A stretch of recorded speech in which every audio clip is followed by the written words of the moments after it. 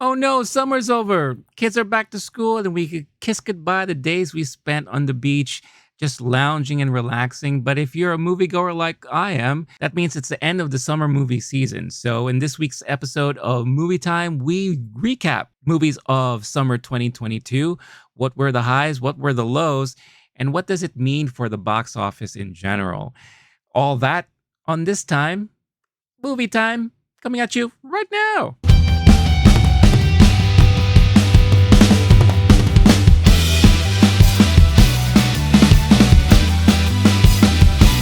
Hey, what's going on, everybody? It's another week, and we apologize. This is a little late because of Labor Day weekend, but we are back. You got the movie bros in the house.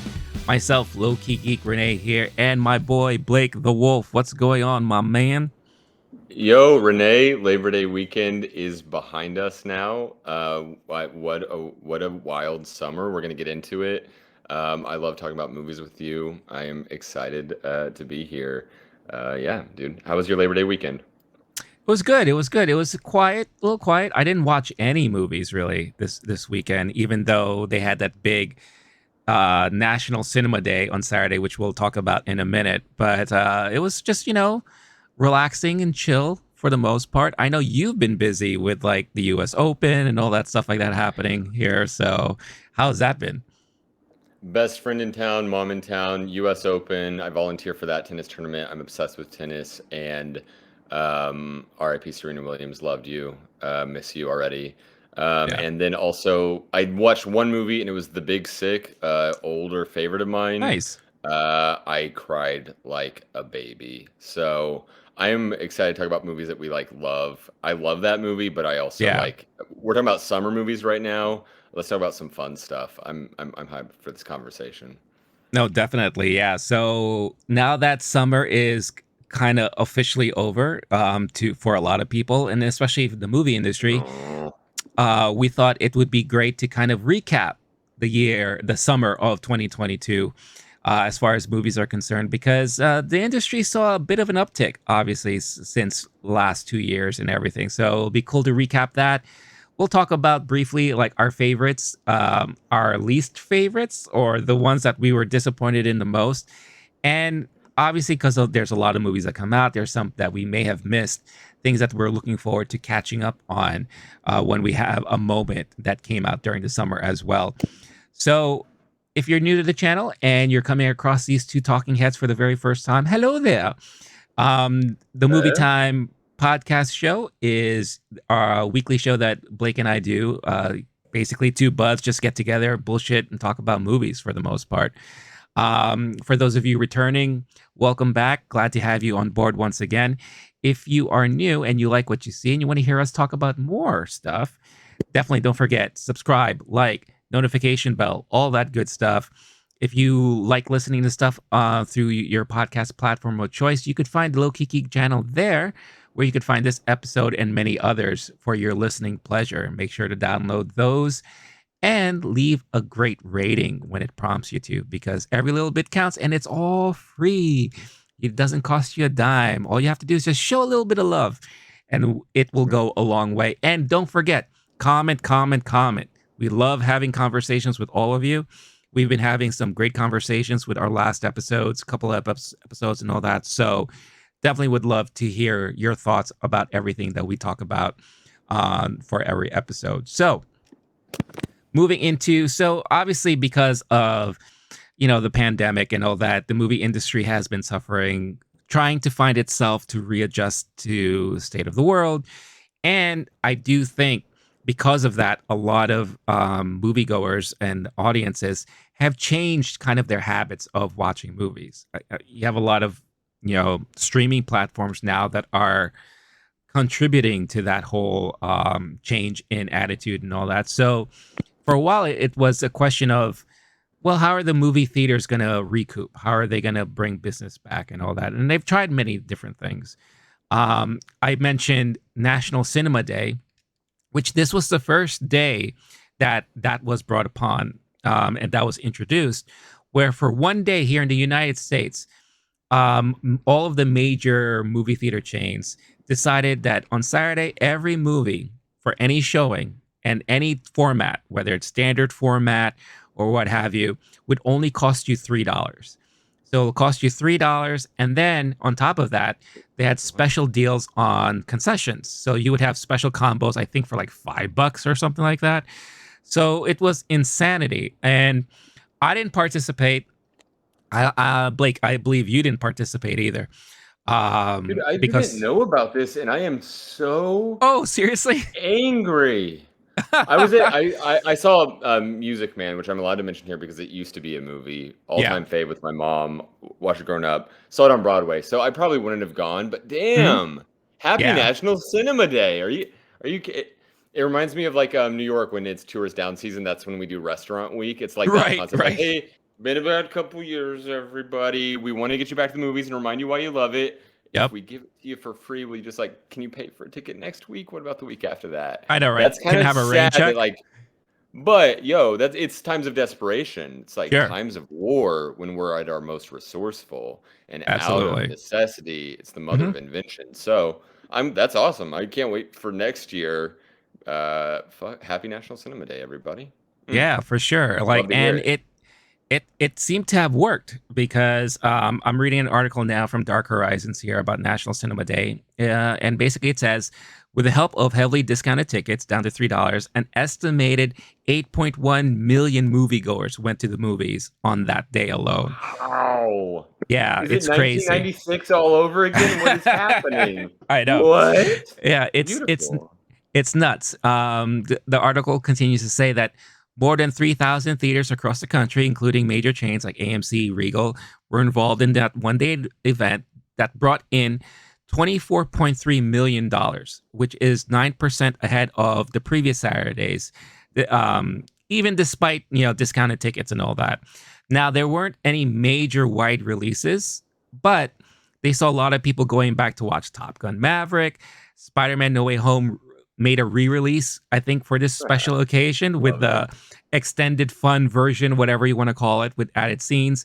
A lot of people went to see DC League of Super Pets, Bullet Train, Minions, and the list goes on. Jaws was re-released to celebrate its anniversary, and because of that, it actually made the box office weekend list as top grossing earners, which we can look at here at this next screen I'm looking at. So Top Gun reclaimed the number one spot with $6 million.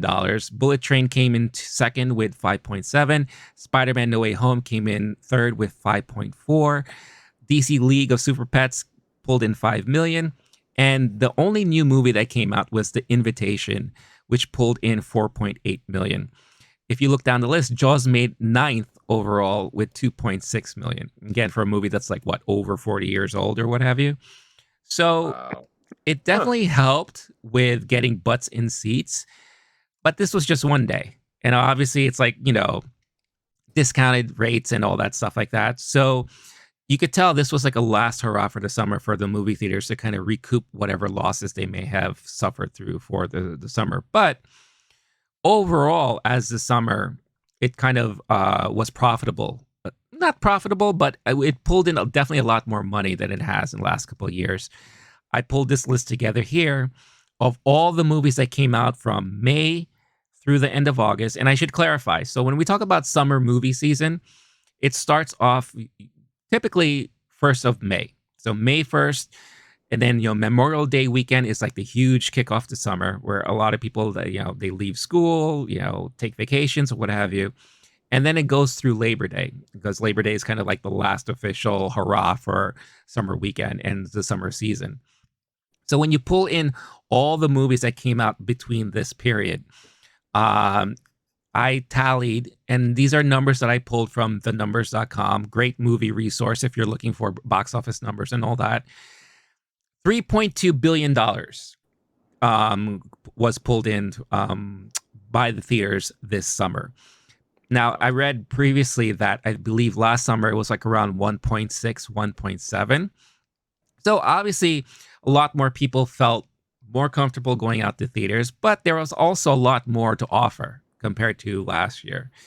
Another article here, according to the New York Times, or let's start here with the Hollywood Reporter. So, despite a strong summer, August did see a tumble of 43% from previous years. But I think that's mainly because of lack of options and movies that released in August as a whole.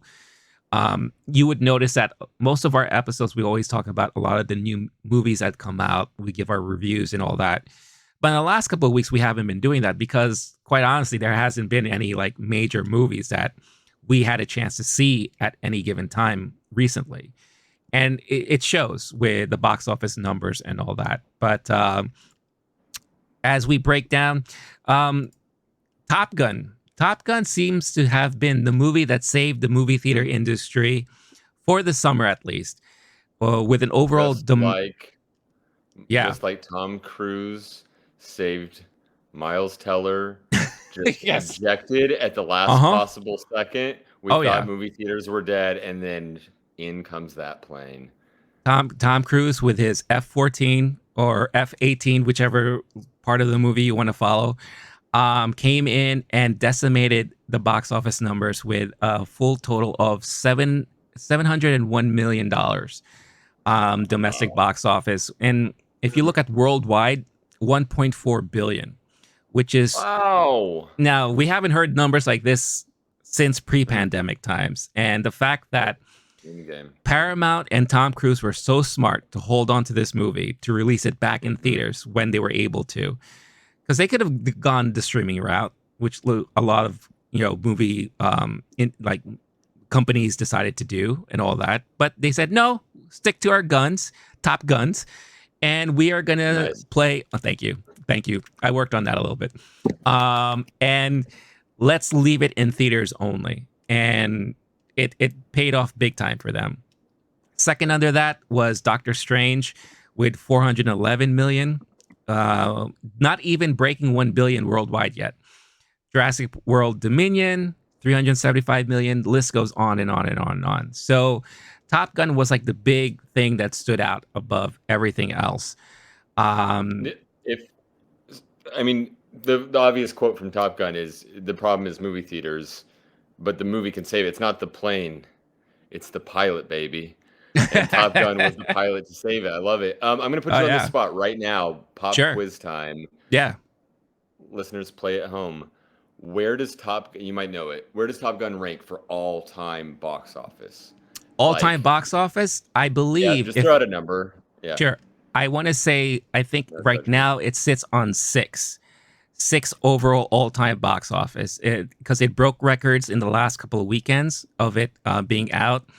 Mind you, Top Gun has been out now for roughly what 16 weeks, maybe.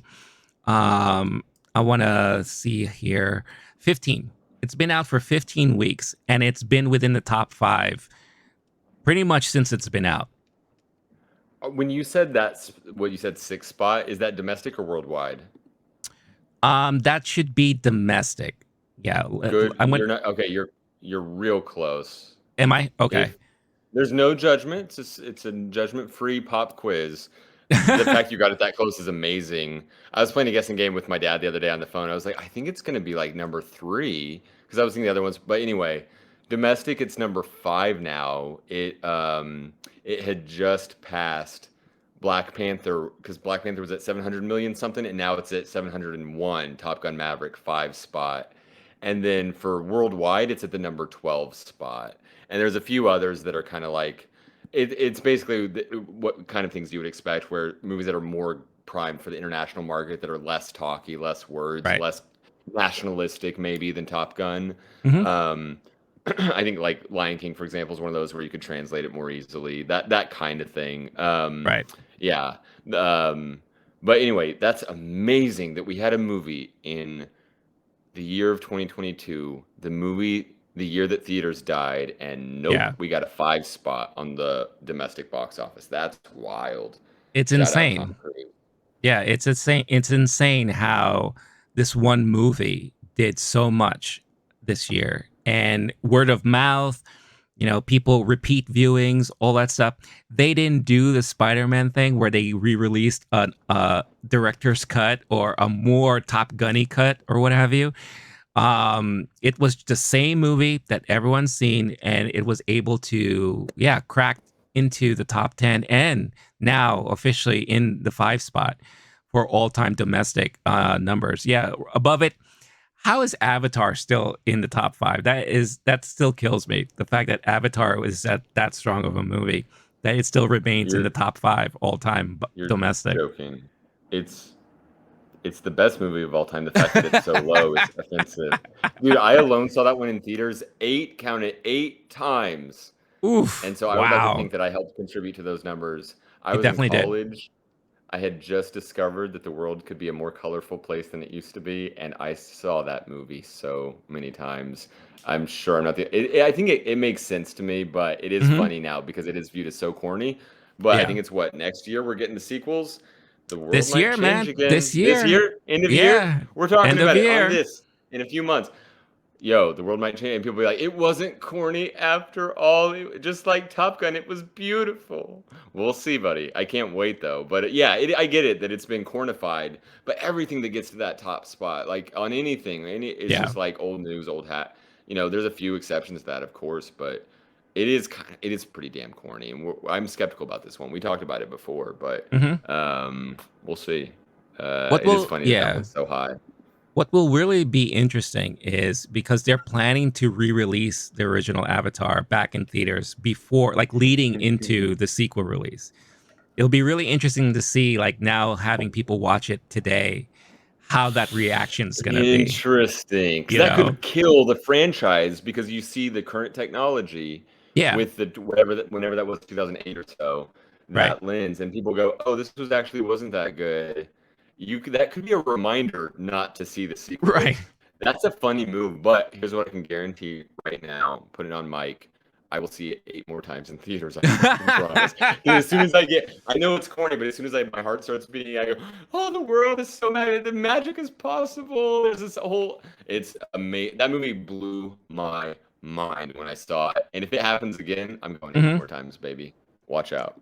I will say, and I will fully admit, the use of 3D in that movie is probably the best use of 3D compared to like all the other movies they tried to release in Conceptually, 3D. Yeah. the man enters into another world essentially, and that is Yeah. what you're trying to get. So he's literally the avatar for the audience. It's a brilliant conceit. Yeah. Here's my question. Is Avatar more successful if it does the George Lucasing Star Wars fix the special effects? I know that you're a Star Wars guy. Do not geek out on Star Wars right now. Don't rant. But Yeah. it's a genuine question. I know we're talking about summer movies. We're also talking Yeah. about where movie theaters are right now. Does Avatar, and then we'll move on from Avatar. This has been a lot of Avatar talk. Does it do better if they do that? My gut says it would be better for the sequels if people didn't see, hey, this hasn't aged as well as it did. But it also Right. could get people pissed off and you ruined the original. Now why am I seeing your sequel? I don't know. That's interesting. It's Yeah. been No, recent. it would be yeah, I think if they, yeah, if they release like an updated, they cleaned up all the visual effects to modernize it as best as they could. It could make an impact as far as people saying, "Wow, this looks really amazing." And then they see the sequel, it's like, "Oh my goodness, like this looks totally like, mind Right. blowing and everything like that." But it could also, depending on how they do it, if they did it, it could also possibly hurt the movie too. Like Right. when George Lucas decided to go back with all the original Star Wars movies and added all these things and changed up all the visual effects, that pissed off a lot of people, right? And it was like, wait a minute, this is not the Star Wars I remember growing up with. And Well, I remember yeah. when they did something very similar to E.T. When I think it was for the 25th anniversary, E.T. was a puppet. It was like this animatronic puppet throughout the whole movie. They actually replaced it with a CG version of E.T. Didn't even And know that that. just That's looked funny. bizarre. Yeah, for me, that That's just looked funny. really bizarre. So it depends, right? It depends on how they handle it. But yeah, They so colorized Gone with the Wind, and my mom was pissed off in that oh, theater. She I was can like, "Oh, I imagine. got to see the red dress, but like you took the original, and why'd you?" What's funny is on Avatar, I think they're going the opposite way. The general theme from people seeing the trailers has been they didn't update the technology in the sequels as much as they should have because it looks like the best CGI from when Avatar was released. Because it is weird in Star Wars when you go, That's what they look like Yeah. then. And then a year later in their time, but in our time, 30 years later, the technology was better or whatever, 30 years before the technology was better and cleaner looking. That's Yeah. silly. Whatever. We're not getting further into this, No. but I'm curious how that goes. That'll be exciting for our end of the year convo for No, for sure. sure. Yeah, for sure. And again, it will just, I think overall it would be interesting to see just the type of impact Avatar will have after so many years of not having any follow up to the original. Like, Yeah. is it too long of a wait for something like this? Or does the power of James Cameron just have it so that anything James Cameron touches is like box office gold? So does he have that Yo, power? Tom Cruise, the frickin' cruise missile. Shout out Adam Sandler and Hustle. The cruise missile. Tom Cruise just proved you can do a sequel that long later. Avatar's been like less than half that. So we'll see. I'm excited for the future of movies now. Happy National Cinema Day, everybody. But then again, it is Tom Cruise. I mean, how can you not expect anything that he does to Yeah, pull in such big eyes to it and everything? I've heard It, the same thing about James Cameron. Heard the same. true. People would go, "Oh, Very this isn't gonna be true. that good," and it ends up breaking the records. Very, Mm, very true. mm-mm. Yeah. Hey guys, I hope you're enjoying this episode so far. But before we continue, I wanted to quickly talk about Bulletproof Coffee. Bulletproof Coffee is my favorite coffee of choice to start off my mornings with. Why? Because it's clean coffee. What does that mean? Well, one, there are no chemicals in it. Why? Because they go through this multi-step process of making sure that all of their beans are fully clean and free of any chemicals so that when you get the beans delivered to you, it is the pure beans, the pure coffee, the goodness that you've been wanting, the taste, the flavor, and the nutritional value as well, without worrying about any added chemicals or anything else put into the mix there. It also doesn't have that weird acidic taste that some coffees give you. I don't know how about you, but for me, some coffees kind of give me that weird sensation in my stomach, makes me a little burpy, and it kind of drags me down a little bit instead of really waking me up, which is something that I need from my coffee every day. Bulletproof also offers a lot of keto-friendly snacks and supplements, anything that you need to kind of add to your everyday nutritional needs, add to your diet, and make you, and pretty much transforms the way you feel every day. So for a limited time, if you use this code on that you see on the screen right now, LOWKEY GEEK, all caps, one word, you can get 15% off your order. So what is it better than that, right? Check out the link in the description of this episode. Use this code, get yourself your discount, and make your mornings a little bit more bulletproof with Bulletproof Coffee. Now, back to the episode. So, with everything that came out during the summer, obviously, Blake and I, we have our favorites.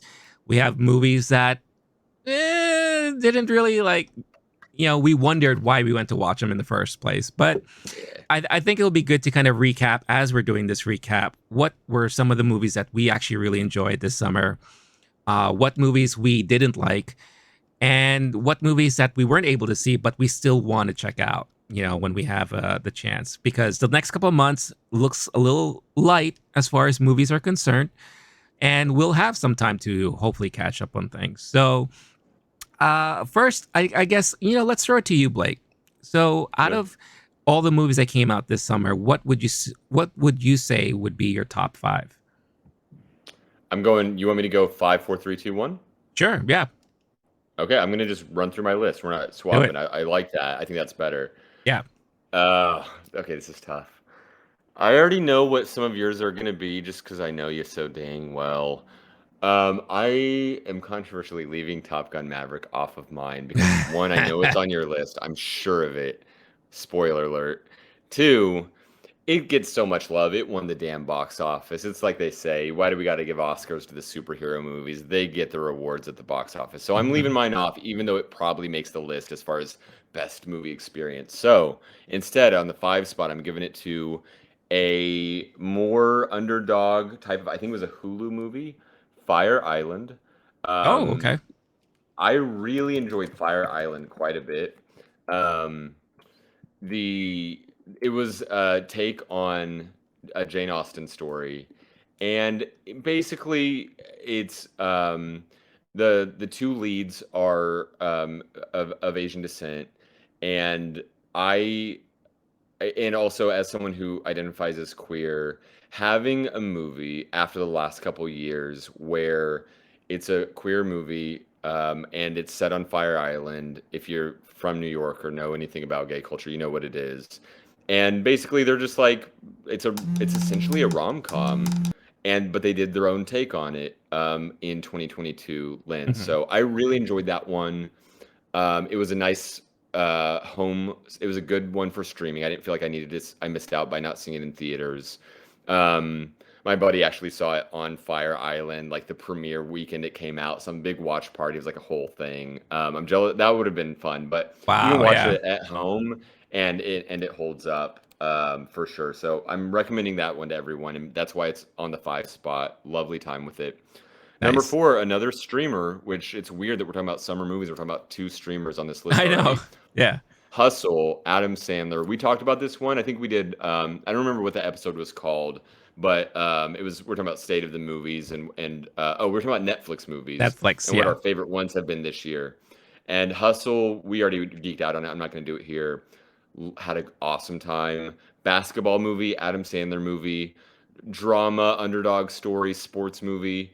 The amount of cameos, it was I got into it. It felt like Rocky at times where I'm just like, "Come on, you got this. I believe in you." Like the drama was real and I thought it would Yeah. be corny. It way overlived my over it exceeded my expectations. 3 spot, I'm going with Men. Mainly, it was a weird time at the movies. It's not going to be for everybody, but what I like about movies, it was a weird, very deep story, very well told.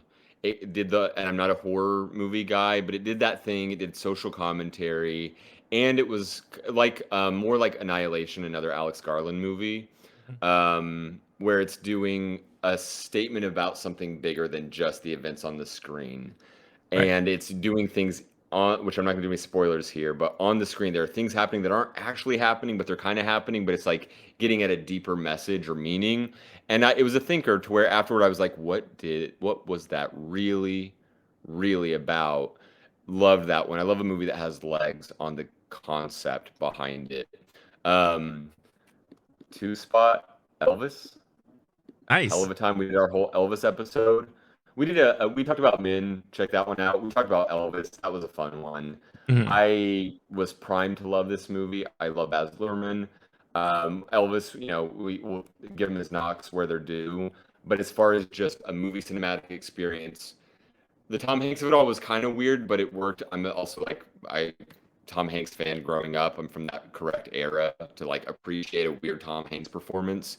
Hmm. Um, and then the dude who played Elvis, I was so hard for me to not dance in the theater while it was happening.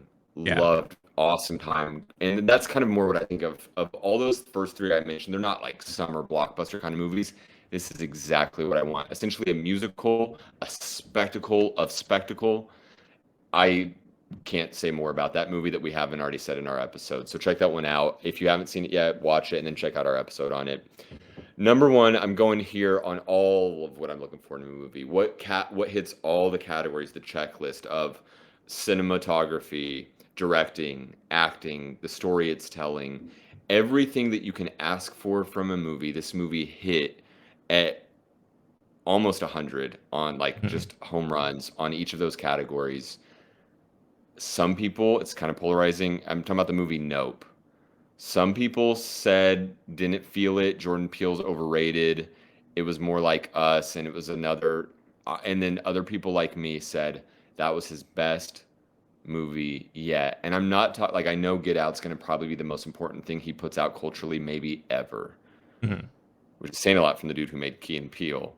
Right. One of the most Right. shared YouTube sketch shows of all time, like through YouTube clips. Like, yo, did you see this one? People quoting at me. My first name is Blake, or I go by Blake, and you called me Balake for years Balake. because Yeah. of Key and Peele. The legacy lives on. But Hmm. while Get Out might be his most important movie, to me, Nope was his best movie based on the categories of how we judge movies and the quality of movie.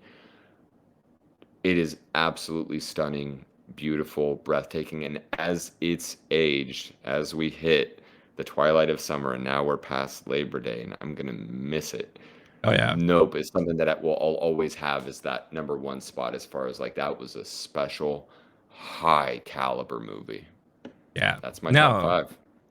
great list. Great list. I mean, you really can't go. I was surprised that you included two streamer movies on there, I know, me too. but those are really good picks. I mean, yeah, like in our Netflix episode when we talked about the state of the Netflix movies or what have you like that. Hustle was like by far the best movie that Netflix put out recently, this year.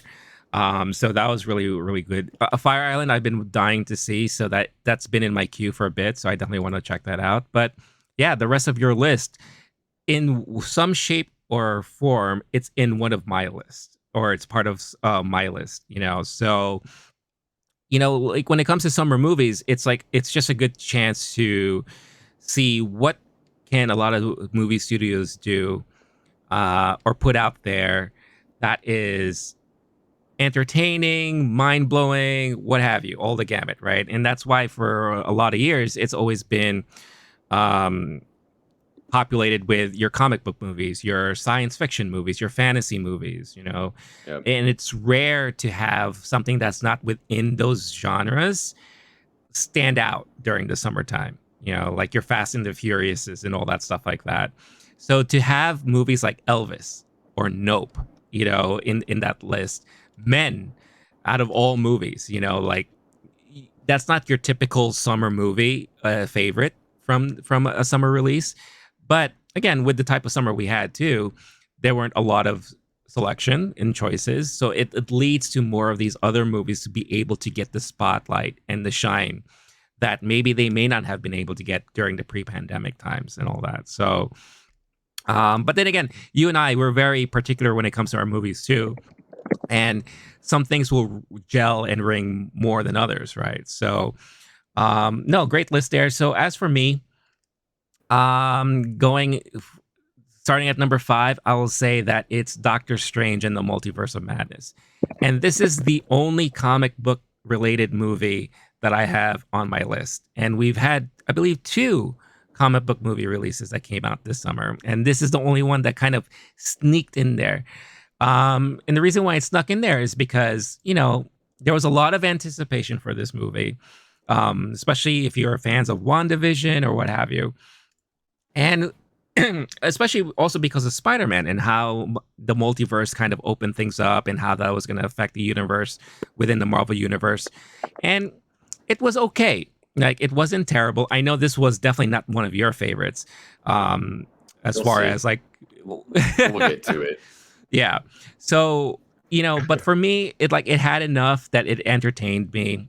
I liked Sam Raimi and kind of seeing Sam Raimi's like way of directing back in a movie again.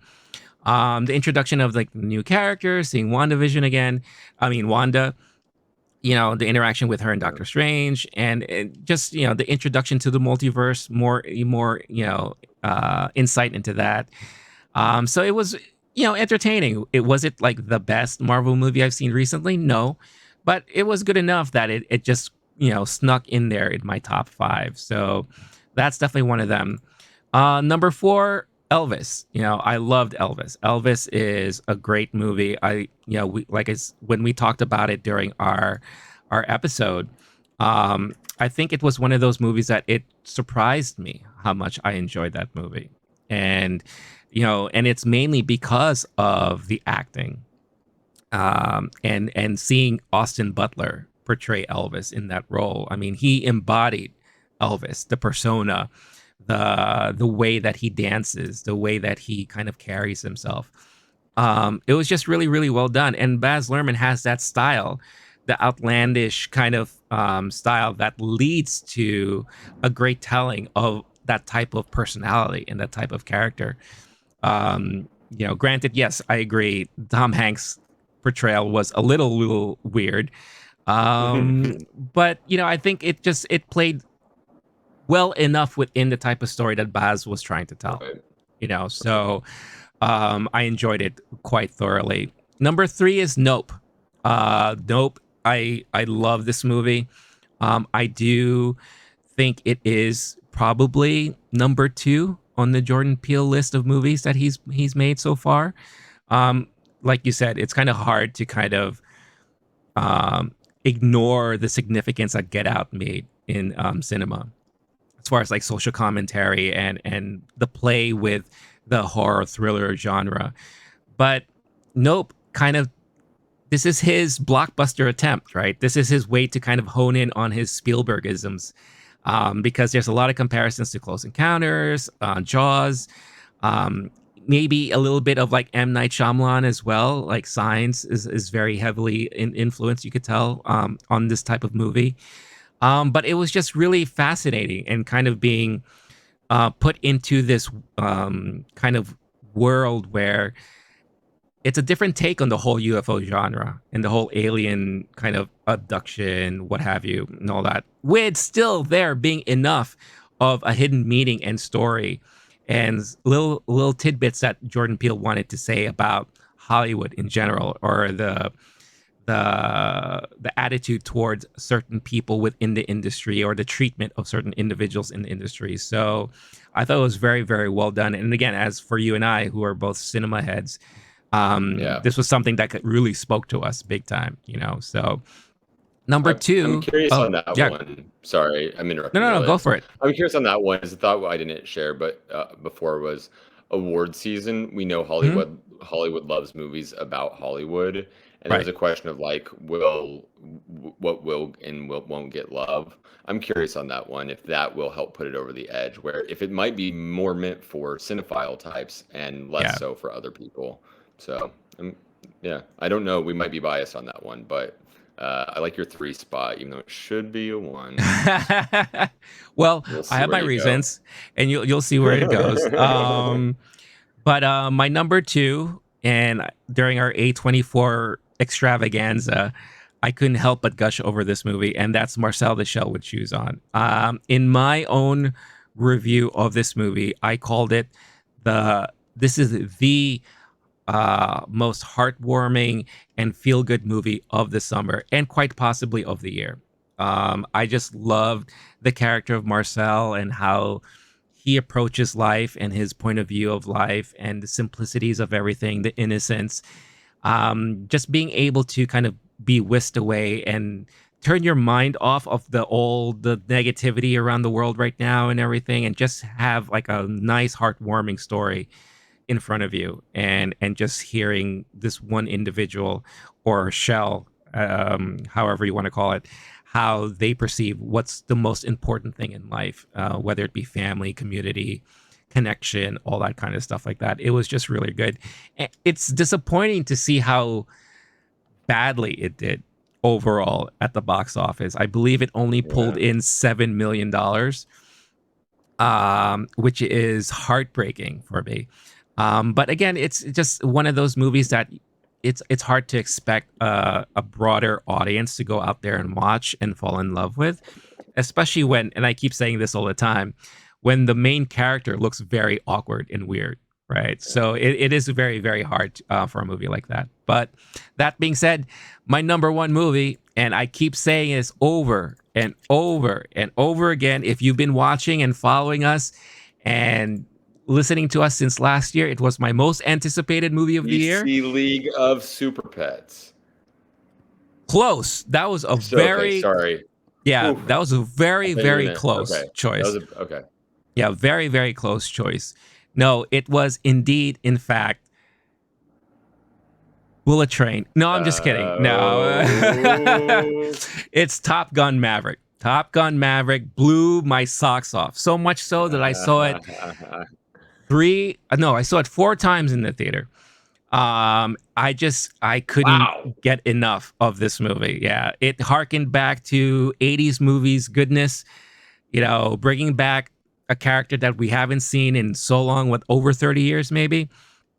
And you know, when it comes to sequels, especially like what we talked about before about the longevity or the amount of time in between sequels, it's always a tough thing, right? Like you never know how you're going to react to it or whatever the case is.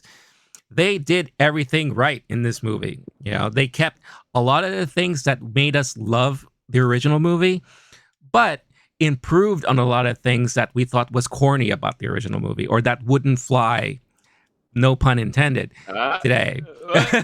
Hey, Okay. I'm on a roll today, huh?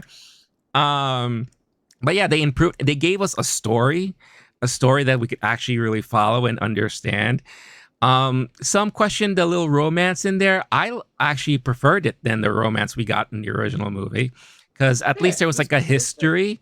Yeah, there was like a history there, a nice connection. It wasn't just like a random out of left field thing or whatever the case have you. But there was a beginning, middle, end that really flowed well. And even though the end of the movie kind of has like a two part of it, and I know a lot of people kind of criticized it.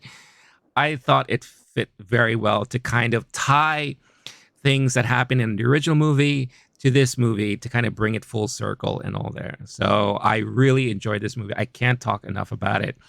And yeah, that was the movie that screamed blockbuster summer movie to me. And it really worked. And obviously it worked for a lot of people because um, highest grossing movie of the summer as a whole. I've heard of families going to see it, different generations watching it. One thing Elvis did really well was that it brought an older generation back to the theaters that they weren't able to go and see lately in recent years. So this kind of played on that as well and was able to bring in a lot of different people back to movie theaters and really enjoy it overall. So yeah, Top Gun Maverick. Still, if you haven't seen it, you should go out there and watch it because it will definitely blow your mind if you're into those type of movies. And if you were even like a semi fan of the original movie, I think it would do really well. So yeah, so that is our top 5 list. Now, obviously, there are other movies that we saw that didn't make our top 5, but that doesn't mean that we didn't enjoy them equally. I'll start off by saying that one of them was Men, whom that made your top 5 list. I also enjoyed Men quite a bit because it was definitely one of those, thinking thriller type of movies that had a lot of like hidden messages and you had to pay attention. And of course, everyone's going to get their own take on what the messages were. But I also really loved the cinematography and the way that the movie was really put together. So I really enjoyed that quite a bit. And the other one on my honorable mention would be 3,000 Years of Longing, which is a movie that came out later in the summer. And it was, a movie that I wasn't sure what to expect from this movie, but I really appreciated it for the different take on the whole genie in a bottle storyline. Something that was really different and kind of hit closer to home as far as what does someone do when it comes to a situation where you could wish for something. What is your most heart's desire when it comes to those wishes, right? And it's not so clean cut and easy as far as like, well, I want to be rich or I want to have, I want to have long lasting love and everything like that. Of course, those are nice things to have, but what are those things that can be attainable in a way that won't affect people around you in a negative sense, right? So you start asking yourself all these questions like, oh, wait, but if I do that, then people are going to come after me for my money. Or, you know, what if this person that I love, never really loved me to begin with and da da da, this and that. So it asked all the questions that sometimes you wouldn't ask. And I just love how the ending kind of changed the perception of these genie movies or these like genie in a bottle type of movies where it was an ending that I was not expecting with that type of end result there. So yeah, so those are my honorable mentions there. Blake, what are some of yours? Yeah, so I'll get to 3,000 years when I talk about my watch list when we kind of say what we want to watch for the future Hmm. and make some recommendations that people might be able to take away from that if they missed it too. Yeah. Back to Top Gun. I agree about the Jennifer. That's my first honorable mention, of course. I already said it probably is in my top 5. I only go based on quality and not like show and shine to some of the other movies that Top Gun surpassed in the box office by probably about 100 times 100. I agree that the Jennifer Connelly romance is sweet. Penny Benjamin, lovely to see. It's a Yep. little weird that she was the admiral's daughter in the first one, but there's like a 30-year timeline, and we don't know how old she is. So, is that I don't know. But that aside, I agree. I actually thought it was better than the original, and Yeah. it makes sense. It was the number one box office. I know that you have a clip of me somewhere saying that it'll be a big disappointment because when anything's that overhyped, it flops and people are pissed Right. off about it, which I'll get to some of that with my Hall of Shame from summer 2022. Mm. But when you meet that expectation is that high, you are soaring, baby. Hey. The rest of my honorable mentions, I'm not going to geek out on these too much. Bullet Train, it's right there with my top five. Could have been on it. I just kind of made a gut decision. Not everybody's cup of tea. I loved it. If you're a Guy Ritchie movie fan, Brad Pitt fan, stylized action comedy kind of thing, it Yeah. didn't work in every way that it should have for it to be a great big success, in my opinion. But did I have fun watching it? Did I really enjoy myself? Hell yeah. So that's an honorable mention for sure. I'm throwing Marcel the Shell with shoes on. You saying 7 million, that sounded lower than I even thought it would be. Yeah. I remember early when we were doing our predictions for the year, or we were doing some kind of like looking ahead of what we were excited about when we did Mhm. Q2 or something like that. You were talking about like you'd seen it and we're hoping that that would become a like a family Yeah. favorite. Like that Yeah. could be a movie that word of mouth, people start taking their kids, the everyone at the pre-K class or the elementary school class, parent teacher night, they're like, you should see that movie. You didn't see that movie. It was so good. It could have been that. It could have been a few hundred million. It Yeah. could have been Everything Everywhere All at Once, where it's A20 set in A24 records. And for whatever reason, Mm. A24 is really good at the marketing at the Oscars campaigns. Yeah. This feels like a flop, not through the fault of the movie, but more word of mouth didn't happen. And why is that? I don't know. But I put it on this list. It might also be a top five or at least a contender, but my expectations were a little too high for that one because it had such a special place in my heart before I saw the movie. And the movie wasn't what I expected. So it's going on the honorable mentions list though, but I loved it. It was sweet for sure. Deserves Yeah. it. I'm also throwing one. I'm curious if this will be on your Hall of Shame now. We might be flipping Marvel movies, but Thor: Love and Thunder. I loved Ragnarok so much. I love Taika Waititi. This one doesn't hold up to that standard, and a lot of people were Hmm. real miffed. I love Christian Bale in it. I loved basically overall. It's all I want from a Thor movie, and it's about 1,000 times better than the second one. Um, you can't I was very pleased, and once I heard people were like you might not like it, I went in and loved it. So that might be an expectations game as well, Yeah. but overall laughed a lot, entertained as hell, awesome action. It was dumb and it wasn't as good as Ragnarok. It's not close, but it was so good. It's an honorable mention for sure. Other ones I'm gonna throw this on there, Crimes of the Future, and I might get sick talking about it because, as we mentioned when we talked about in our Men episode, I talked about this movie at the end.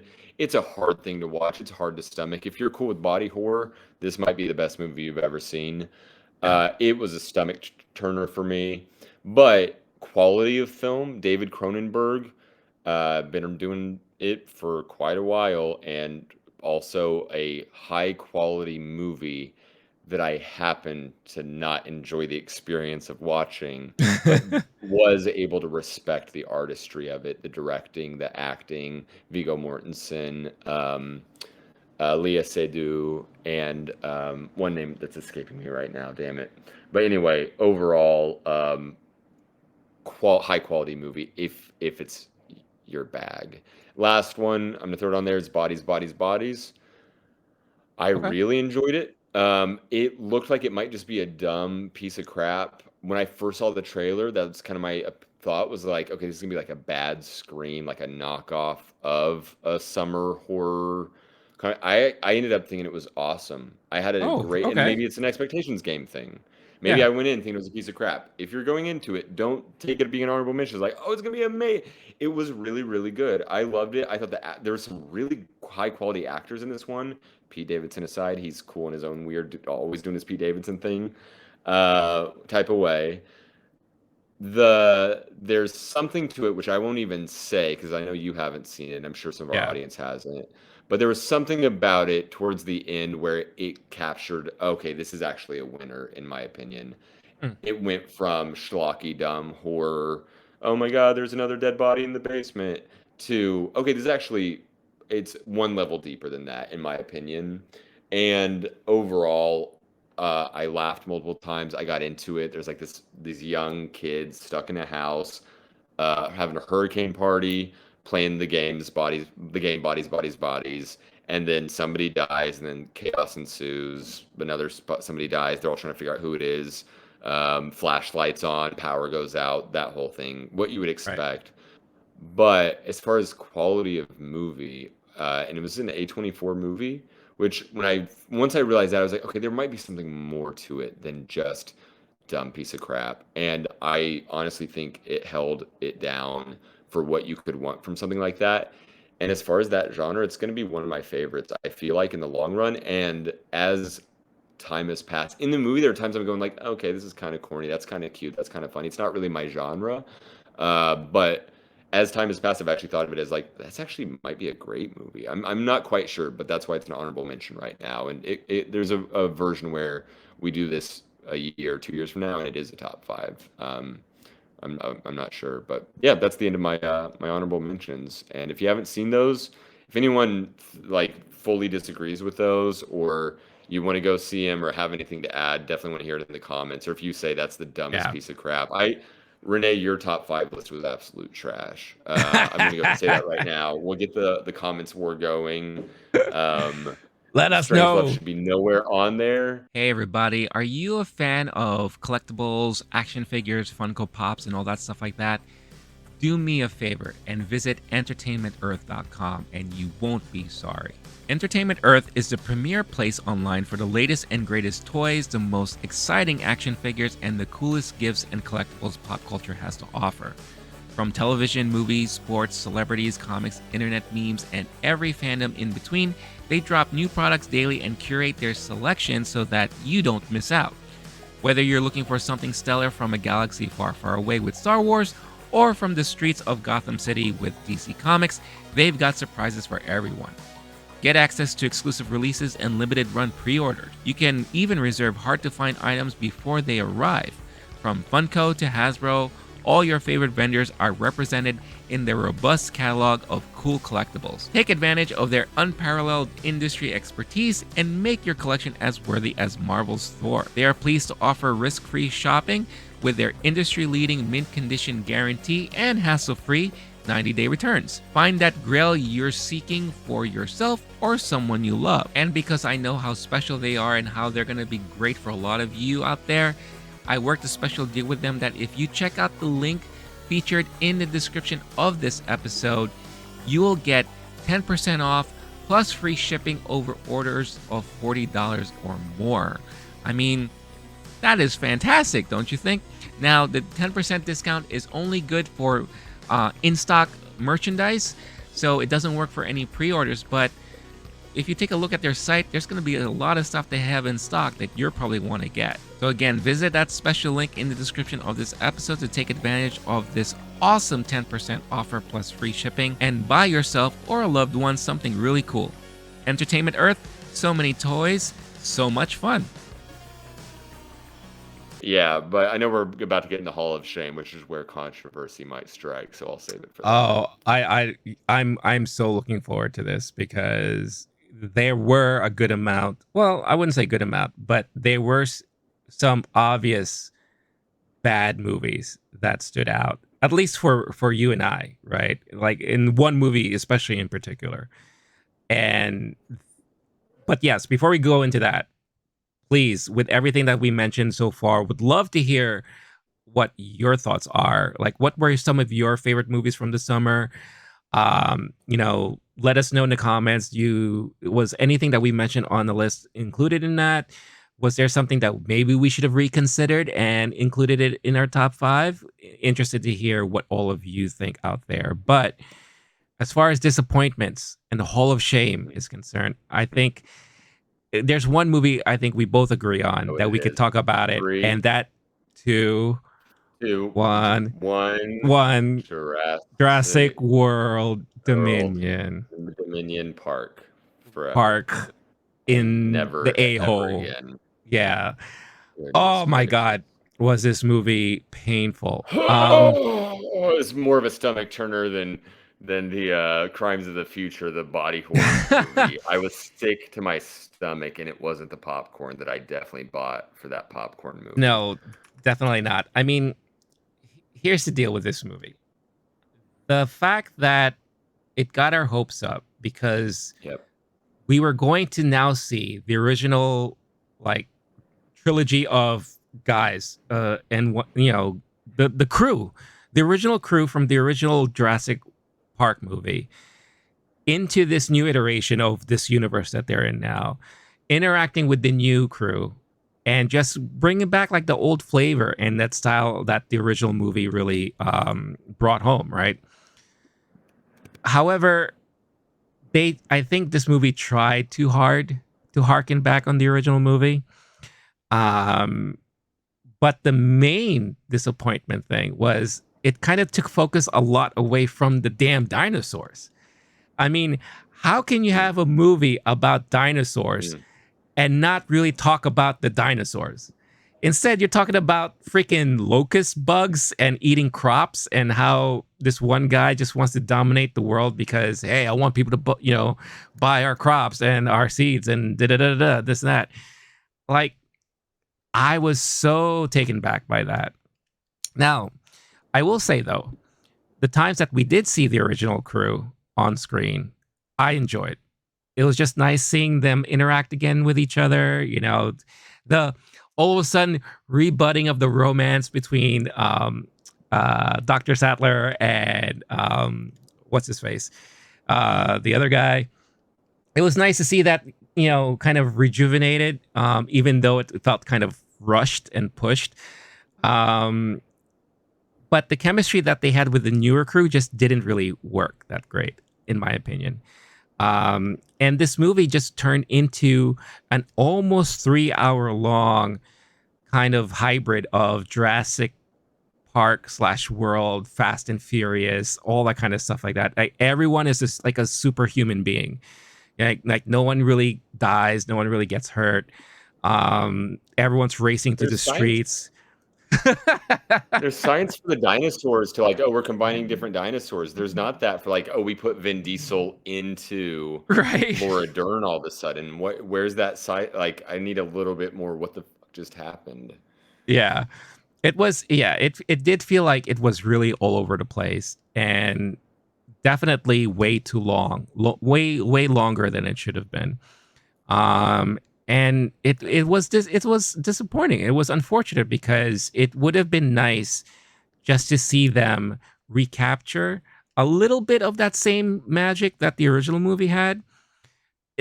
At this point, it looks like it's impossible to do that. It looks like no matter what iteration of Jurassic World, Park, universe, whatever the case is, they'll never be able to capture that same magic and lightning in a bottle that the original movie had. But at least get somewhat close to that instead of giving us a lot of this like nonsense. And so, believe it or not, I rewatched this movie over the weekend. I did say I didn't really watch any movies, but this What? is one movie I did rewatch, and I kind of wanted to Why? save it for Why this would you do moment that? because on Peacock you can watch the extended cut version of it, and I wanted to see if that extended cut would maybe change my feeling of the movie as a whole. You watched a longer version Yes, I did. I was looking to like by punish choice. myself. Yeah, yeah. Renee I was a blinked weird seven state of times if you mind. need help, and Steven Spielberg has you in there just like you got to watch them again until you change your mind. What is happening? He climbed Okay, in how through was my it? window and kind of, Oh taped me gosh. to the couch. And no, so honestly, it wasn't the things that they added and they extended on made a lot of the story bits a little bit more palatable. Okay. You get a more connection with the characters. That budding romance I talked about made a little bit more sense and not like so sudden. Hmm. But it didn't do anything too much to the overall storyline. Now, you did get to see a little bit more dinosaurs, which is good. But still, I think, when you try to take Windex and shine up a turd, it's still going to be a shiny turd, right? So Yeah. it's a shiny turd. But the one thing that I was reminded of when I saw it over the weekend is how the dinosaurs really are now like Rocky and Drago in Rocky 4. How there's like that real, okay, I'm the T-Rex. Oh, you're the enemy and I'm going to kill you. And they have this big battle at the Wow. end. And then, Huh. the T-Rex looks like he's knocked out. And then it's like, no, I'm not. I'm back and I'm gonna kill you. And it just becomes like this big, like Godzilla Kong versus thing. And I'm just like, wait a minute. Weird. Huh. Yeah. And I don't know if you remember that from when you saw it, but that was something that was just there the whole time. And I'm just like, oh my God, yeah, this is terrible. But yeah. What how bad was it for you? The original. the Dominion. Yo, that okay. So we're going Hall of Shame, Yeah, and then we'll do watch list. My Hall of Shame, that is the first one I thought of. Of course, we said at the same time. yeah. I can't go on further about it because like it is depressing that they take. I'm like 7 years old, peak dinosaur age as a Oh young yeah. boy Yeah. when the original comes out, and now I'm in my 30s, and this thing has aged like dinosaur dung. It was really sad and hard to. Now, I will be honest, we're crapping on it because That's one it big was pile of shit. so yeah, thank you. Yeah. Oh man. Okay, thank you. I was trying to pull it. You got it. 10 points. The it was mainly an expectations problem of why it's this bad, why we would just roast it. Overall, there's moments of it. Jeff Goldblum doing a few cool things. Sure. There was one, I don't remember the actor's name, but of the uh, there's a new cast member that I think they're introduced here, unless they just had like a cameo before. Um, but it was the bad guy's second. I think that the actor's name is Mamadou Athi. Oh yeah. Um, Hmm. that I thought that character was awesome. The locust thingies, those were a terrible, terrible choice for a bad guy. Politically, it was kind of interesting. Like, oh, they're getting at the Monsanto problem, and also, which sorry, Monsanto, if you want to sponsor us, we would love to take your money. You're doing too many weird things with it. I could use some of that. But no, visually it was terrible and weird. But the freaky, it kind of reminded me of, I think it's the second one where there's all the little tiny dinosaurs that crawl on the little Yeah. girl. Like there's something weird and gross about that. Like visually they were freaky as heck looking, but it is a terrible choice for a bad guy. Like Laura Dern, I could put her poster on my wall right Oh, for now. sure. She can do no wrong. She's an Yeah. icon, always and forever.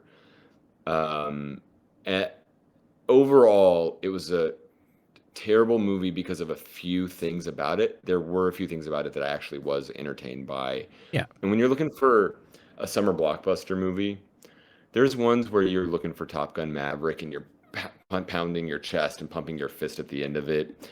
Those movies, we have those, and they're on our top list. For my Hall of Shame, I'm going to call these air conditioning movies. This is, it's 96 degrees. Your AC goes out, and goodness knows, every New Yorker might know about this problem. Yeah. My family would literally do it. Just like, oh, we've been outside all day, we're mowing the lawn, playing baseball. Let's go to the movies and cool off, everybody. It's Right. how much Right. is it back then? It wasn't $25. Um, it's hard to convince people, hey, here's a piece of crap, but you get AC. Will you pay 25? I wouldn't pay $25 on rent for AC. So Right. prices now make it the AC movie concept harder. But I think Jurassic Park as just an air conditioning experience is more fun than staring at my air conditioner, which is just a window unit. It's not that entertaining. It's got a little screen, not much to it. Right. Same with Jurassic Park. Just like, okay, you made a thing for me. Thanks. I'll watch this. If you're trying to get out of the heat, you can go see Jurassic Park. It's not that freaking bad. The one Yeah. that was on your top five list. Wait, Sorry, before you go continue ahead. that, like what Yeah. you just described, For any people, for any of you out there who go to like the Disney parks, that's what I call It's a Small World. When I needed a Ah, break yeah, from the heat, I would just go to yeah. It's a Small World and I'll just chill there like the whole time. So that's basically what you just described. And yeah, it makes sense. Um, it's such a it's a Jurassic World Dominion In time, time. cooling off with my family. That is damning. You don't want to have your movie be just an air conditioning experience, Yeah. but if you can't agree and the family's going to the movie, it's one of those, right? Like you could do worse. You can do way better for movies, but Oh you could yeah. do worse for just like, you know, if I had to choose between falling into a manhole cover or hanging out at the library and staring out the window for AC, I don't know. Like there's worse things that have happened to me, but we are making a bigger deal because of the expectations. Right, right. Um, my other Hall of Shame choice, which I'm not a hater. I overrate my movies. I always think they're better than they are because I'm just grateful Hmm. that someone made this and I love movies so much. My second one was in your top five. It's Doctor Strange and How I Learned to Stop Worrying. And oh my God, how did this movie not bomb? I was so disappointed in it. Again, I'm a half glass half full dude, especially when it comes to cinema. There are some things about this where it was entertaining. Seeing Wanda was lovely. They did a cool thing where it's dead Doctor Strange, and that was kind of cool to see. There's a moment that I was excited about, and I feel like was fine, except what the expectations were, is that we were gonna have the council, I forgot what they're called, the Illuminati, was gonna The be this Illuminati, amazing yeah. moment among all the great Avenger Marvel movie moments of all time. This would be up there with like everyone's just like freaking out in the audience, like, and instead it was just over before it started. Sad, crappy, not good. Um, I thought this movie was a flop, and now sadly, people used to ask, "What's your favorite Marvel movies?" And it was like Black Panther, Ant-Man, Doctor Strange, Ragnarok. That's my type. This one is the sequel, and I was really bothered by it. It's not just expectations though, because Ragnarok had my expectations through the roof, and Love and Thunder still makes my honorable mentions list here. But no, this one was so far the other way, just in my opinion and what I wanted from it. If you really appreciate the Sam Raimi of it all, and if you know what that reference means and you have experience enjoying his movies, you'll probably actually like this one. I think that's more why it makes your, number five, not, it's Yeah. not high on the top five list, but not a great summer movie year. So that makes sense as a top five spot if you like Sam Raimi movies and are down for that. For me, it was just such a different change in tone from the first one that I did not go along with it. So that is why it is in my Hall of Shame. Yeah, no, I get it, and I think during our review of it, I said I said exactly what you said. If you're a Sam Raimi guy, if you love his movies, then this movie is made for you, you know. And I think, that being said, I do admit that there are parts of the movie that were extremely disappointing and I couldn't understand. Kind of like how they turned Doctor Strange into this like more aggressive superhero, which is something that he never really was to begin with, right? He was always the guy in the background that would help out and support. And now, he's jumping off of balconies to like run towards the scene of the action and all that. That was a little like stuff that took me away from it. But I appreciate it for what they're trying to do. And I think the main reason why it was not a bomb is because it was right off of the coattails of No Way Home.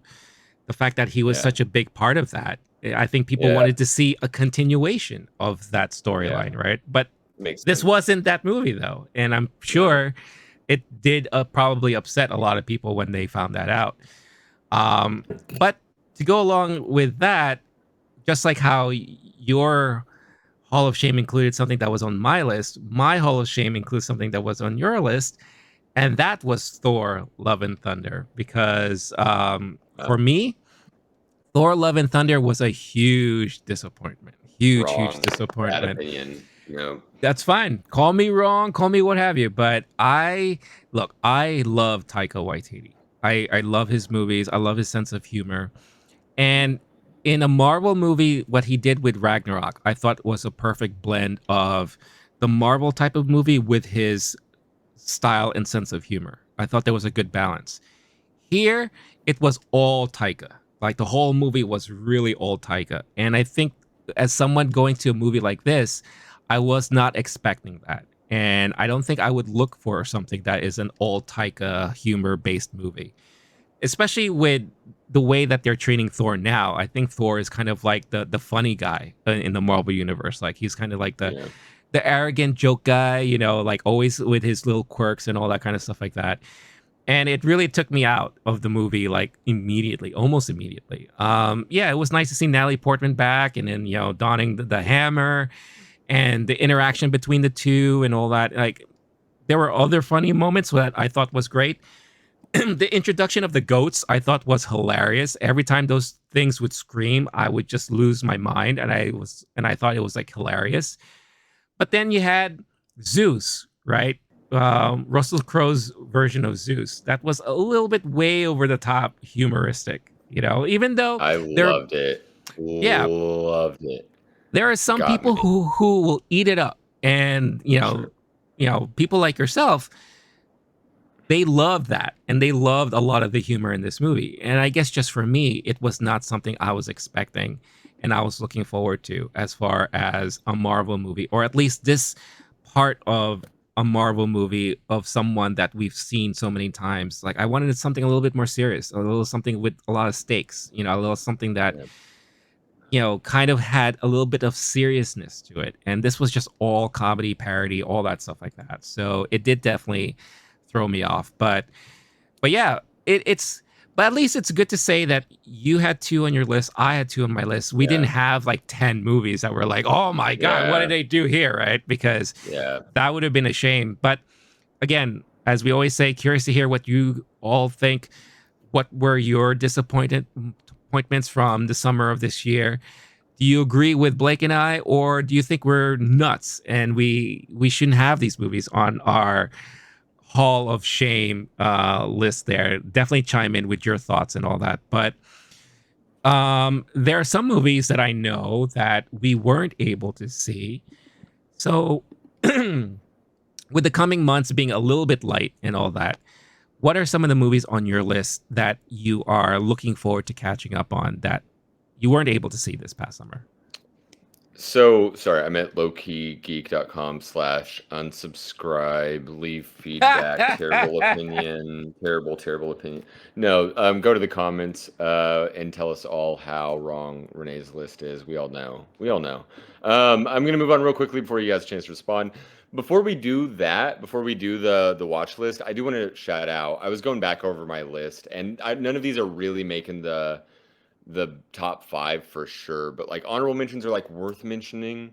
Spiderhead, I think that's a disappointment, but it's not a Hall of Shame. Gray Man, for me, that is an honorable mention.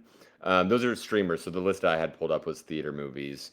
For me, Gray Man, I absolutely enjoyed it. I understand why it was more of a, seen as a flop.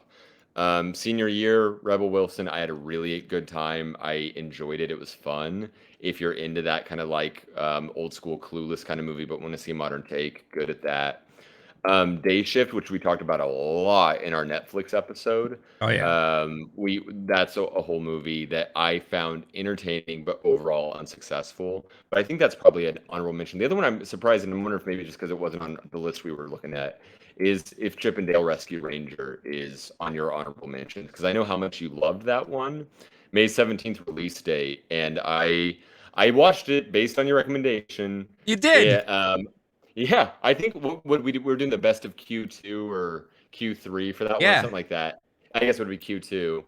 I watched it. I was, because of what you said, I was disappointed, of course. It wasn't that good, but it's probably an honorable mentions if I'm being honest. If I reset my expectations, I was entertained by it, and it is very much a you movie for sure. That's true. Pop cultural Yep. references galore. It's got the nostalgia thing going on. I grew up loving them, and so I wasn't necessarily blown away by the comedy of it, but was it an entertaining product and a great way to do that? And it's kind of got the Deadpool winking at the audience, in on the joke thing. Awesome at all that. So Yeah. honestly, it is an honorable mention for me too. I think like when I think about they took Chip and Dale, now totally obsolete, and then just like revived it. I'm surprised it didn't become a bigger thing, or like we're not going to probably see like five, Lego movie style, five more of these. But I thought it was very successful, and I could see anybody enjoying that movie, especially if you know Chip and Dale. If you're nostalgic for it in the least, check it out. It was interesting what they did there. No, I mean, yeah, I mean, I wasn't gonna expect to hear you gush over it like I did. Yeah, You're yeah, right. yeah, It is definitely a me movie. That is like so me. But I thought it also helped that I went into watching that movie without any expectations whatsoever. yeah. That would Because help. I was like, I don't know what they're gonna do with this movie, and I was never like, Yeah, I'm not a fan of like these hybrid CG live action movie or cartoon and live action, especially the way they've been doing it lately. yeah. So I wasn't sure really what to expect, and I think that's what helped me love it even more because it gave me a lot of stuff that I was like, wow, that's funny. Oh, that's kind of cool how they did that. Oh, wow, they made all these references. It's like it kind of like blew my expectations, which was very, very, very low to begin with. And yeah, I if I were to make like a must-watch streaming movie list from this past summer, I would definitely include that up on there because I am pretty sure a lot of people slept on it who might actually enjoy that type of movie for sure. If you go in with no expectations, I would have had probably similar experience because I'm going like, oh, I remember this when I was a kid. I'll put it on, and Yeah. it wasn't. Is it good? Is it like Lego Movie? The reason why Lego Movie was so successful is because people were going like, well, how the hell are you? I'm hoping Barbie's the same way. We're getting ahead of Oh, ourselves. We're talking about the future movies, Avatar, Barbie. No more time on that, but I'm curious how that'll go, and I'm glad people's expectations are low for that. So we'll yeah. see. For my watch list, before we get to it, one last little thing. If we had an intern, I would ask them to put on some sad music and do an in memoriam and a black and white title card like they do with the Oscars, because there are some movies from summer 2022 that I will never watch, and they are dead forever. There's a chance I could have seen him in the theaters. It's a certain buddy going to the movies. I needed AC. And Mhm. these are ones where I am confident. I know myself. I go, oh yeah, I kind of want to watch that one someday, maybe. These ones I lost to summer 2022. It's after Labor Day, and they're gone forever. DC League of Super Pets, Mrs. Harris Goes to Paris, Beast, Where the Crawdads Sing, Easter Sunday, The Phantom of the Open, and Black Phone. If you loved those movies enough that you would have put them on your honorable mentions, put it in the comments but none of those got to the level where like you're like, you gotta see that one. Yeah. And all of them are ones where it's like, okay, that was like the fourth best movie at the theaters. I only saw three movies that week. Sorry, dude. I'm not gonna see your movie. Thanks for making it. Next time, it's going on the going in the attic forever, never to be seen Right. again. Are any of those, just before we move on, are any of those ones that you saw and enjoyed or would recommend at all? I was curious of League of Super Pets, for example, if you even saw that one. And if you didn't, Lord knows I'm never going to. Yeah, there was a part of me that was curious about it. Sure. Because Sure. These are all it's curiosity movies for me. right. Maybe I'll see that. What, is it But good? If the reviews are good, I'll go see it. yeah, and I feel like those who did see it is because of kids. Kids wanted to go see it. It's a good kids movie to go to. For me, I don't think I'll ever watch this movie, to be honest with you. Again, my curiosity was very little about it, but there it was there, and then I changed my mind. I'm like, nope, I'm not gonna do it. Hmm. That's it. Yeah. Oh, poor Super However, if Pets. there is one movie on your list that I might see, only because I've heard good stuff about it, and that's Black Phone. I actually heard pretty decent stuff about Black Phone. I heard that the way that it was kind of done and put together was interesting. Ethan Hawke is kind of having like a resurgence now, Oh yeah. and I heard he kind of did a good job in this movie. So, but I understand why this wouldn't be on your watch list because you're not a horror guy. You're not like a like Nah. that doesn't speak to It's you. not. It's not So happening. The only yeah, exceptions are like ones I mentioned, like Men or Get sure, Out, or where it's like this is a high. You got to see this one. You're missing out on life. And like even Hereditary, and Midsommar, I haven't seen, even though they're on yeah, that level, just because like I have such a little taste for it. So, R.I.P. forever. Um, yeah. yeah. It's gone. Yeah, Gone to especially, memory. and I will say this too, because this is a funny tidbit also. So Easter Sunday. Now, Yeah. if you know what I am, or I shouldn't say it like that, but if you know my nationality, what I What am, kind of what a are you? motherfucker? But if you know my nationality, I am part Filipino. And obviously Joe Coy, he's like this big Filipino comedian. My entire family on that side loves him to death. This is a movie for them, not for me. Why? Because one, it looks very corny in my opinion, and two, I've lived all that. So I've been to family Mm. events, I've been to holidays, I've been to dinners and all that. I already know what goes on. I don't need to be reminded about any of that stuff. So Very I'm good. interesting. I'm good. But at the same time, it just looks like a very badly done movie. I'm sorry. It just looks really, really bad. If I Renee, were to what would your compare family it, think of you saying that? How dare you? oh, I'll tell them straight to their faces. I don't care. Oh They no. know that. Oh no. Oh I have a no. friend who's I'm not sorry I even mentioned it. Filipino and watched this movie and he was like, "Oh, it was kind of funny." I was like, "Yeah, because you didn't live through it." You know? Yeah. Yeah. So it's just one of those things. But yeah. No, yeah, R.I.P. Dead forever. Especially poor Idris Elba too. I know he's celebrating his Yo. 50th birthday, right? So I heard Idris Elba punched a lion. Yeah. Happy 50th birthday National Cinema Day yeah. to Idris Elba. What a coincidence. I bet that's why they chose this weekend, not because Labor Day, Oh because it's yeah. Idris Elba's 50th birthday, Tuesday, September 6th, 2022. Yeah. And while we celebrate life, we sometimes celebrate those who have gone before us, such as your movie Beast. Your movie I beast. heard Yeah. you punch the line, wanted to see it, and I'm never going to see it. I'm almost certain based on the reviews, but maybe one day. Which, speaking of which, on this watch list, we're ready to go Yeah, into go for it. that. I've done enough interruptions. My watch list, and seriously, if you're in the comments, please add movies to this list because I have on Letterboxd a long growing watch list, and I really do use that. Yeah. You're sick, you're hungover, it's a slow day, winter's coming, everybody. And you're going to have days where you don't want to go outside, and we all need these watch lists, goodness knows. So, on that one, I'll start with kind of like it's the low end. These are based on TV shows that I'm never going to go out of my way to watch this one necessarily. Mhm. But Downton Abbey and Bob's Burgers movies, those are ones I just want to put on something. I don't want to think. I don't want to feel anything too wild. I just kind of want to like put on something entertaining. I've heard really good things, especially about Downton Abbey from like cinephiles. And it's Oh, not going to get the like. It's probably not going to get some huge recognition. It'll probably be nominated for costume at the Oscars. I'm assuming, but that's one I would watch.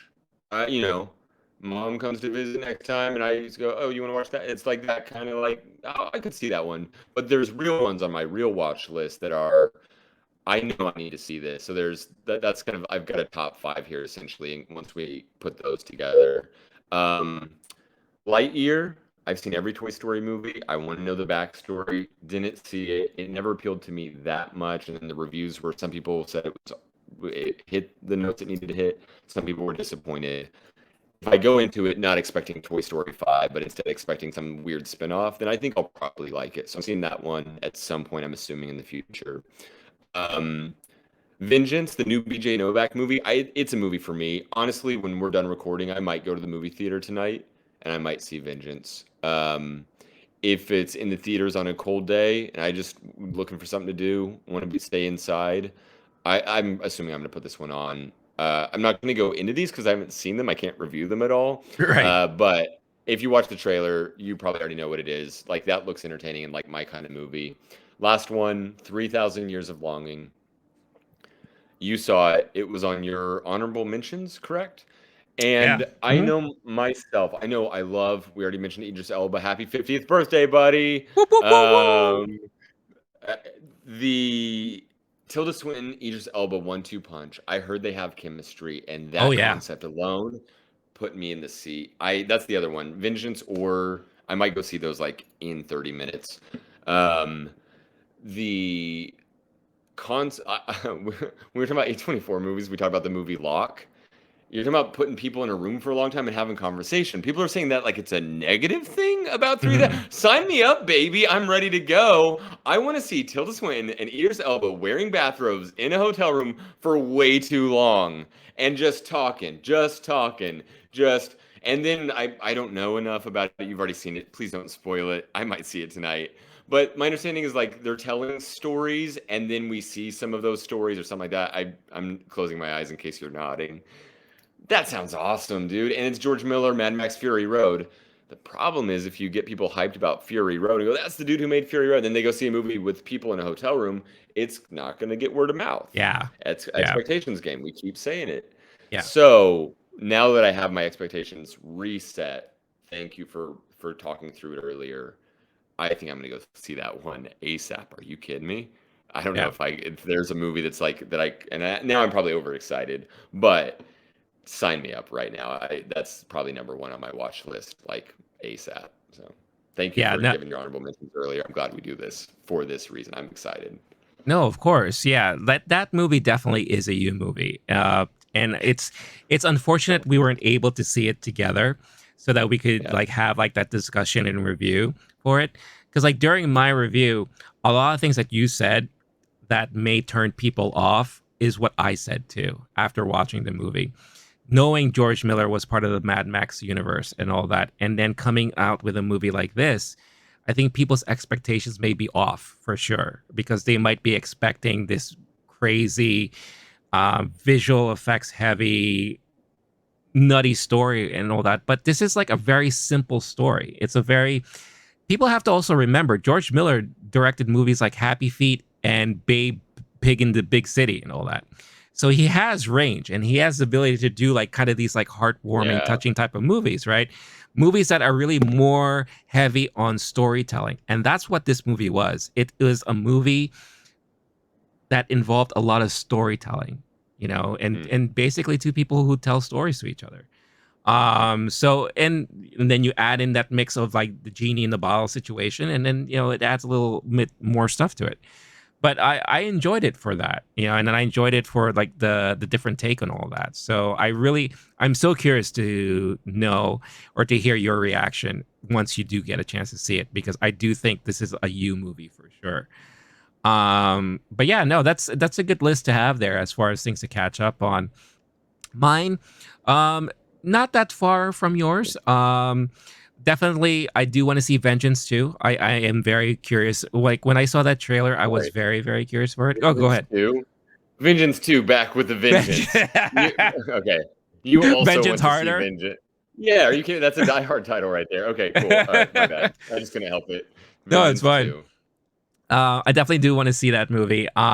Crimes of the Future. What you did pique my interest when we were talking about it in another episode, and my interest is still piqued. But I think that's definitely going to be one of those like, all right, I'm at home. I want to watch something on streaming. Oh, that's available now. Okay, now let me check it out. I feel like it's definitely going to be one of those movies for sure. Bodies, Bodies, Bodies. I am very curious about that movie. I would have probably seen it by now if I haven't had, if I my schedule just wasn't the way it was. Because I definitely am curious about that movie. Bullet Train, just because it looks crazy.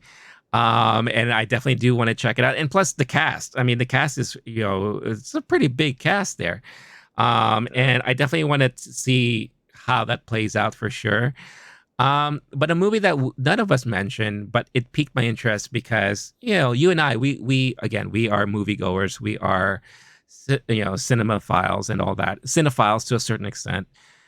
You more so than me, but Brian and Charles. When I saw the trailer Hmm. for Brian and Charles, I said, "Wait a minute, this looks like a movie that I would actually kind of enjoy." It's a very small independent movie that came out about a guy who invents a robot for companionship, for friendship, and all that. But it's not what you think and what you would normally see from like a Hollywood movie about a guy who makes a robot. Dude makes a robot out of like things he has around the house. So it is like really quirky and funny looking, and I feel like it is the type of movie that maybe on the premise sounds quirky and funny, but probably has like a little bit of like heart to it as well. It looks like it's definitely one of those movies. So I'm very curious to check that out, especially if it releases on a streaming platform at any time soon, because that's something that not a lot of people talked about, but I've heard decent stuff about it, especially in the festival circuit. Yo, I meant to mention that on the dead list. That's how dead it was. And I actually like I was typing, copy pasting things over. I was like, it was a nothing. Speaking of bringing things to life, man, you just added that to my watch list Oh, on there you go. Letterboxd. Are you kidding me? That sounds lovely. What you just described. I just assumed it was some like kind of boring drama, whatever. That sounds awesome. Okay. This is why I'm glad we do this. And Yeah. if you're listening and you're in on this conversation, first, thank you for making it all the way through our Hall of Shame and everything else. Um, this is why I like doing this is you have movies on your list that I hadn't seen yet, vice Yeah. versa. And we also agree Jurassic World Dominion was terrible. But yeah, that's awesome, dude. I'm gonna now I want to see that. That's lovely. Oh no, yeah, definitely check out the trailer. Because the trailer, like I said, I saw the trailer randomly play in front of a movie. I forget which movie it was, but I said to myself, "Wow, that looks like a movie I definitely want to check out." And I heard about it as it was touring the film festival circuit last year and earlier this year. I think it was at Sundance earlier this year. And I did hear pretty decent stuff about the movie. Now, it doesn't surprise me that this movie was dead on arrival as soon as it hit theaters because it's not that type of movie that general audience will go flock out to go watch. And plus, Yeah. there was like hardly any marketing budget, I'm sure, from that Yeah. studio as well. So, but yeah, I'm definitely curious. Maybe this could be a future episode where we talk about Hmm. this movie if both Blake and I get a chance to watch it. But yeah, that is basically the summer recap and rundown of 2022. Now, obviously, the big question is how are movies going to be like, and how is the theater industry going to be like for the rest of the year and moving forward? We could spend another episode talking about that, and what's going to Yeah. save theaters or what have you. But I'm going to throw it to you all out there watching. Now, a lot of you are big moviegoers, or else you probably wouldn't be watching us right now or listening to us. And if you are someone who loves going to the movie theaters, obviously there's a lot of common complaints, right? There's prices are too high, concessions are way too high. Now it Mhm. costs like what for a couple to go to the movies, depending on what market you're in, could easily cost you $50 maybe. $700. Yeah. Yeah, yeah, $50. What you right, said. Yeah. yeah.